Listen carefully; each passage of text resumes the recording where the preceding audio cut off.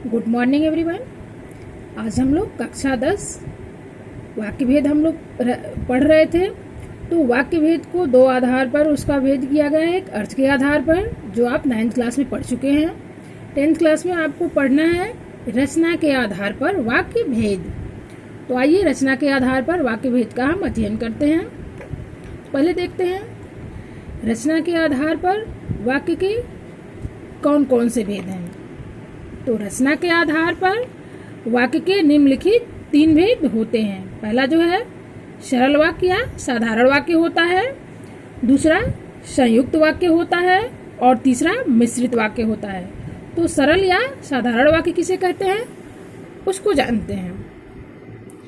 जिन वाक्यों में केवल एक ही उद्देश्य और एक ही विधेय होता है उन्हें सरल वाक्य या साधारण वाक्य कहते हैं। इन वाक्यों में एक ही क्रिया होती है।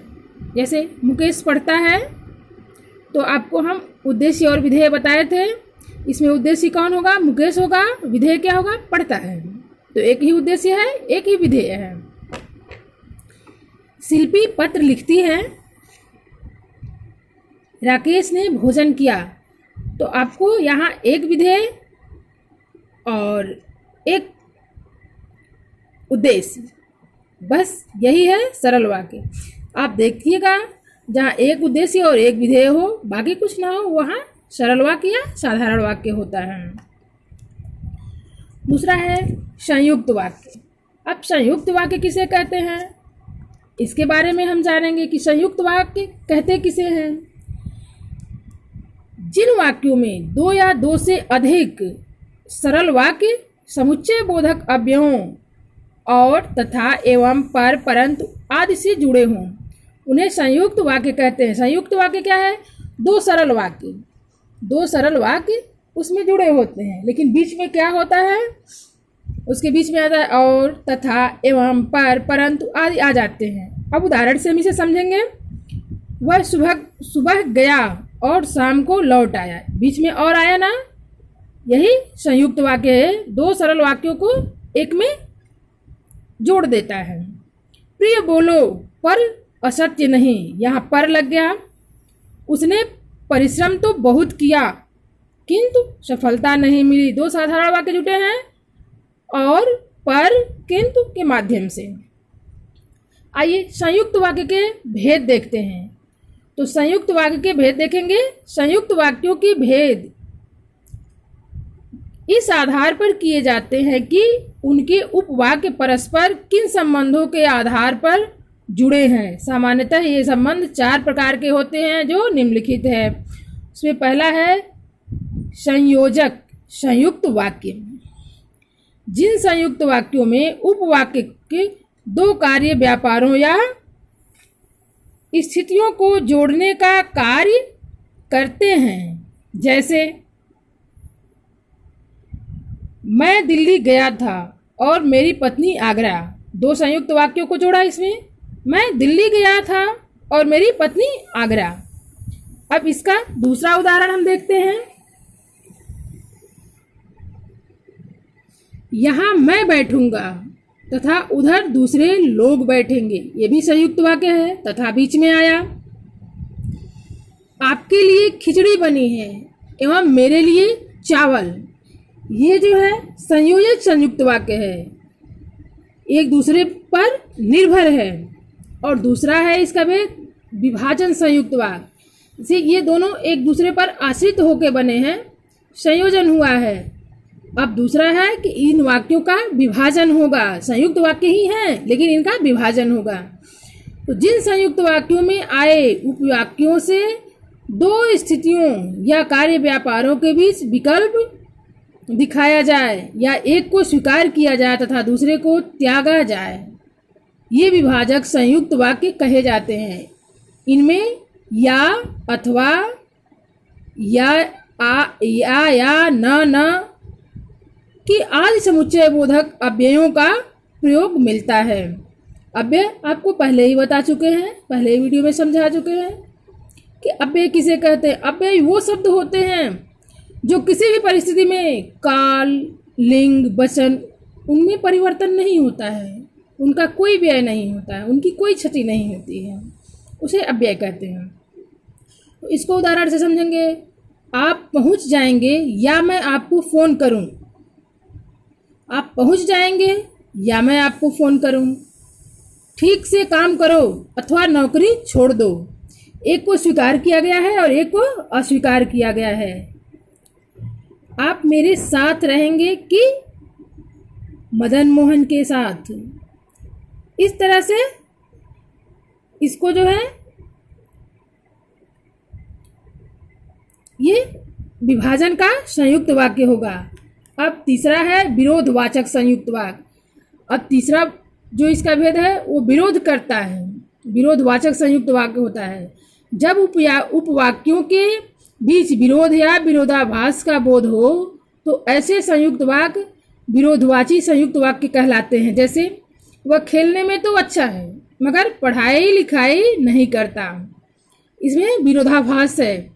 मैंने उसे बहुत समझाया पर वो नहीं माने।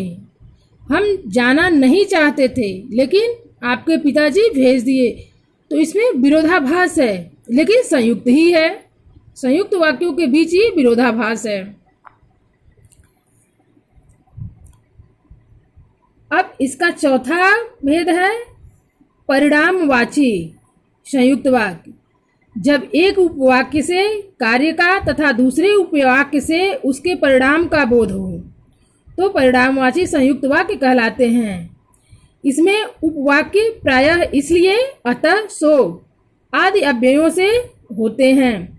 इसमें जो है उपवाक्य इसलिए, अतः, सो आदि अव्यय को मिलाकर लगाया जाता है। आइए इसको उदाहरणों के माध्यम से देखेंगे। आज बाजार बंद है इसलिए कुछ नहीं मिलेगा। तो इसमें परिणाम आ रहा है और संयुक्त वाक्य भी है। वह बहुत बीमार था अतः चुप ही बैठा रहा। वह बहुत बीमार था इसलिए चुप ही बैठा रहा। वह आना नहीं चाहती थी सो झूठ बोलकर चली गई। इसमें परिणाम आ रहा है। अब तीसरा भेद है रचना के आधार पर वाक्य भेद का तीसरा भेद है मिश्रित या मिश्र वाक्य। इसको हम समझते हैं।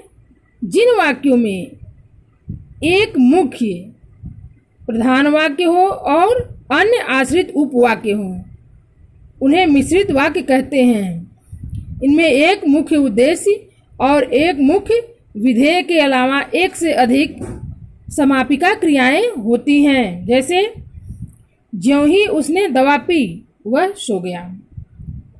ज्यों ही उसने दवा पी एक मुख्य विधेय है कि वही दवा पिया और वही सो गया। तो एक मुख्य विधेय है, एक मुख्य उद्देश्य है। बाकी जो शब्द हैं वाक्य पर उसी विधेय और उद्देश्य पर आश्रित हैं। मिश्र वाक्य के कुछ उदाहरण हम आपको आपकी किताब से बता रहे हैं। प्रधान उपवाक्य और आश्रित उपवाक्य। कुछ प्रधान उपवाक्य होते हैं जिस पर आश्रित उपवाक्य आश्रय करते हैं। जैसे मैं उस लड़की से मिला था, ये प्रधान उपवाक्य है। और जिसकी किताब खो गई थी, जिसकी अव्यय है किताब खो गई थी, इसमें भी लड़की उद्देश्य होगा और खो जाना विधेय होगा। किताब खो गया है वो विधेय है। तो एक प्रधान विधेय है और एक प्रधान उपवाक्य है। मिश्र वाक्यों में उपवाक्य प्रायः जो, जहां, जब, तब, तो, मगर आदि समुच्चय बोधक अव्ययों से जुड़े रहते हैं। मिश्र वाक्यों में आश्रित उपवाक्य वाक्य के आरंभ में, मध्य में तथा अंत तीनों ही स्थानों पर आ सकते हैं। इसको हम एक बार देख लेते हैं। जैसे वो आरंभ में आया, जो लड़का यहाँ आया था वह बहुत बीमार है। ये जो लड़का यहाँ आया था यह आरंभ में लग गया। अब उसके मध्य में कैसे लगा? वह लड़का जो कल यहाँ आया था बहुत बीमार है। जो कल यहाँ आया था बीच में आ गया। अंत में अब कैसे आएगा? वह लड़का बहुत बीमार है जो कल यहाँ आया था। तो इसको तीन तरह से लिख सकते हैं, आरंभ में भी करके, मध्य में भी करके और अंत में भी करके। ये मिश्रित वाक्य ऐसे लिखे जाते हैं। अब आश्रित उपवाक्यों के भेद, आश्रित उपवाक्य हैं, उनके भी भेद जो है उदाहरणों से ही समझेंगे हम। मिश्र वाक्यों के निम्नलिखित उदाहरणों पर ध्यान दीजिए, उसके उपवाक्य समझ में आ रहे हैं। शीला ने मुझसे कहा था कि उसका बेटा बीमार है।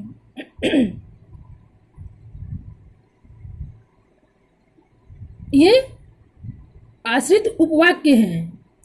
वह ऐसे चल रही थी जैसे बीमार चलता हो। मेरे पास एक खिलौना है जो बैटरी से चलता है।